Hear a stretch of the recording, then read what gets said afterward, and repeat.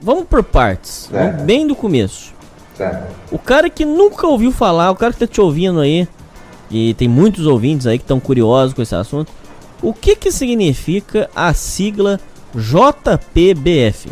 Certo. Essa sigla significa letra por letra, né? J, jovem, P, pobre, B, beta e JPBF, né? Jovem, pobre, beta e o F seria o feio. Ou seja, jovem, pobre, beta e feio. Onde é um cara fudido.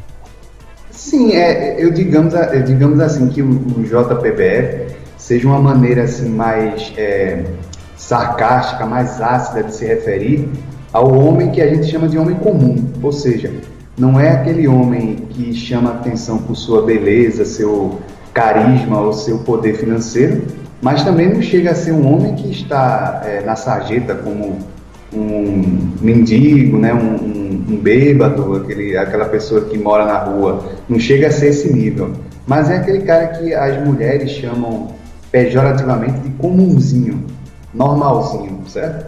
Ou seja, geralmente a gente pode fazer um contraponto. Geralmente quem não é considerado bonito pode ser chamado, né, de simpático, não sei o quê, mas assim, se você fosse colocar o preto no branco, a pessoa, se não for bonito, é feio, certo? Então, ou seja, o feio pra gente não é aquele feio, talvez, no sentido mais estrito da palavra, e sim aquela pessoa que chega em determinados ambientes e não chama a atenção por sua beleza. Seria isso, mais ou menos.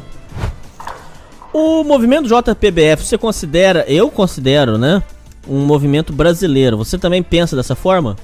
Sim, eu penso porque, assim, nós temos que esclarecer, claro que esse movimento, assim como outros movimentos e outras ideias, tem origem no estrangeiro, certo?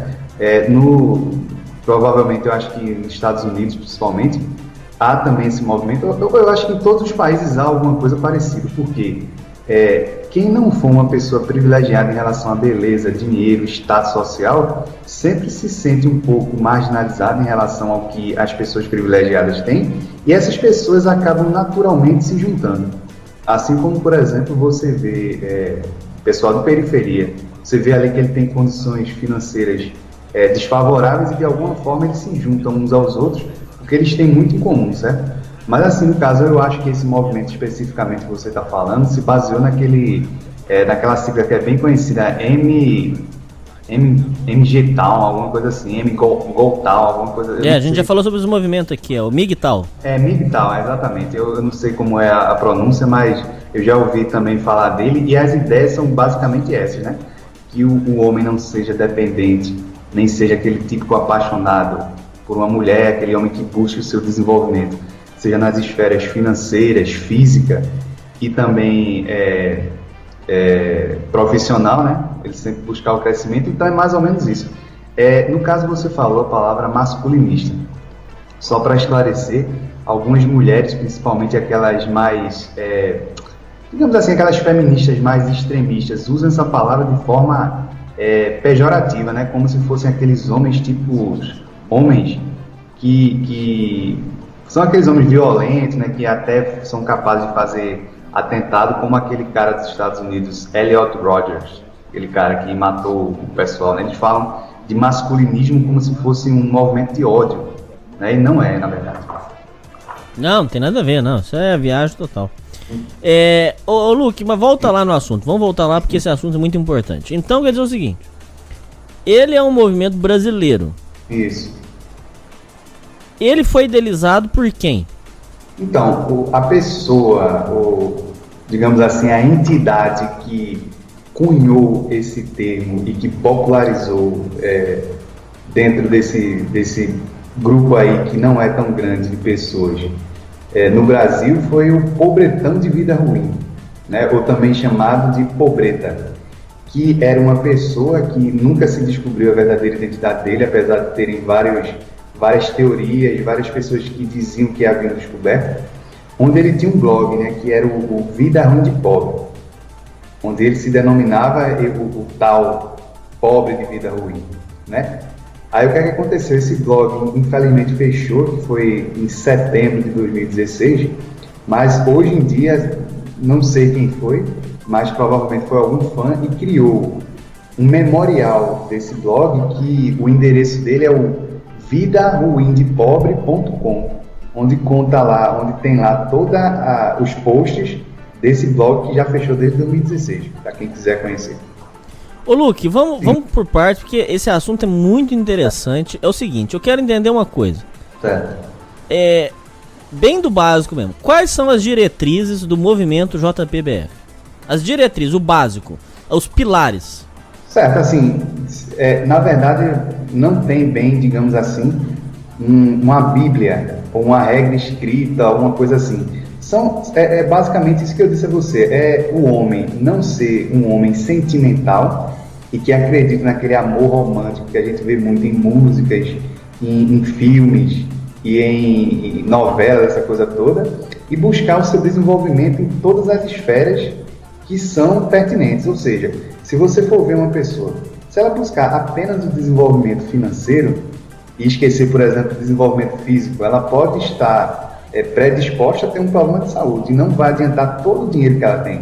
Assim como uma pessoa que se entope de suplementos, vai na academia várias horas por dia e não busca o seu desenvolvimento Mas financeiro... eu não concordo com você, Lucas. Você vai me perdoar, eu não concordo com você. Porque quando você lê aonde o Pobretão institui o JPBF, ele deixa como metas bem declaradas o seguinte, que a meta do JPBF é viver uma vida frugal, ou seja, juntando o máximo de dinheiro possível, para enriquecer e dar a volta por cima, o que ele chama de vingança tardia dos betas. Ele usa esse termo, ele cunha esse termo. E ele fala que é a vingança tardia. Então, Eu adorava nesse ponto eu não... esses exageros do Pobretão, cara. Nesse ponto eu não concordo com você, porque não, mas a meta é essa, claro, tanto é que a gente vai, eu vou falar sobre isso no futuro. Sim. Você disse, sim, você escreveu uma vez que sim, a maioria dos JPBF já não eram mais pobres, porque graças ao Pobretão pegaram as dicas dele de investimento e já não são mais pobres. Eu falei isso?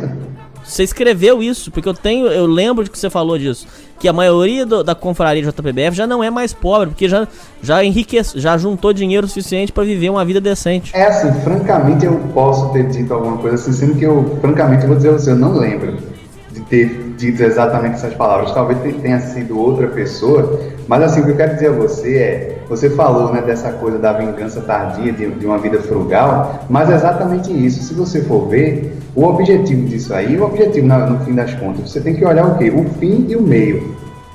Você falou aí de ser frugal, não sei o que e tal, é o meio. Para quê? Para você ter o desenvolvimento financeiro a ponto de não depender dos trabalhos em empresas privadas que existem por aí, certo? Ou seja, o Pobretão, uma das grandes raivas do Pobretão era o pessoal que vivia um modo de vida chamado Carpe Diem, aquele famoso ditado, ou seja, aproveite o dia, ou seja, pessoas que gastam mais do que têm, vivem em festas, vivem se endividando, e ele pregava justamente você guardar grande parte do seu dinheiro, que ele chamava de aporte, para que você um dia não ficasse tão dependente desses empregos horríveis que a gente tem aqui no Brasil, né?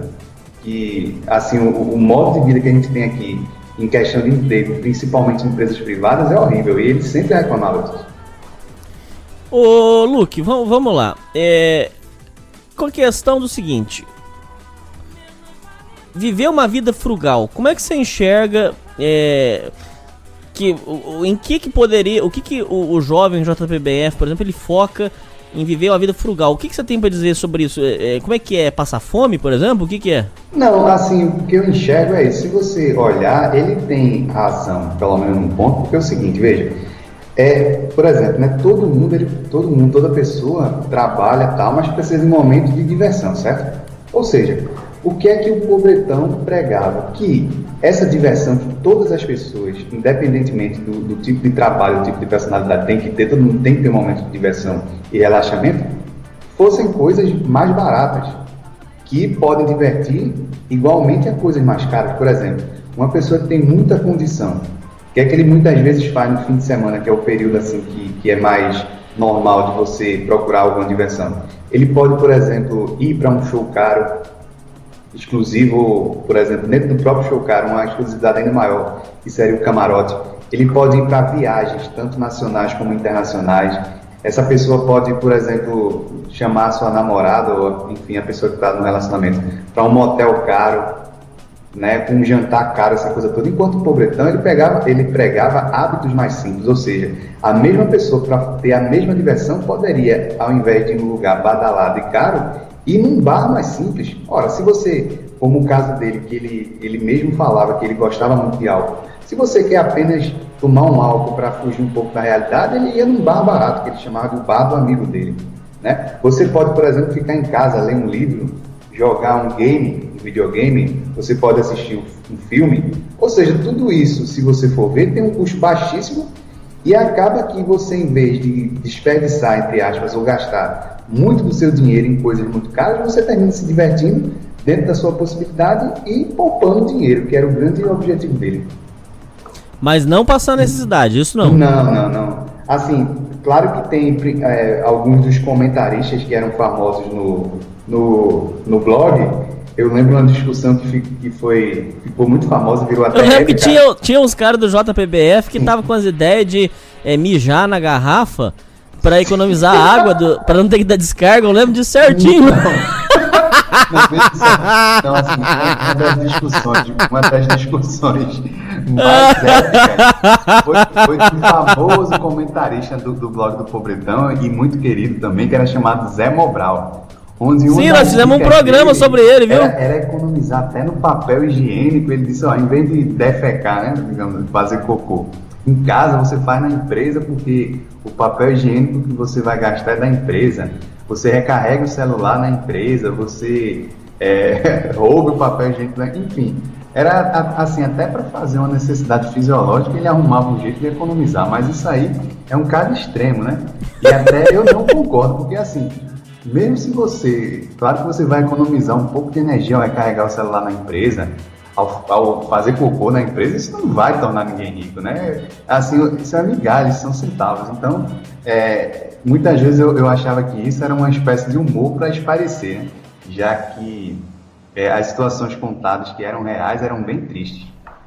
Inclusive, a gente fez um programa especial, 2 programas especiais.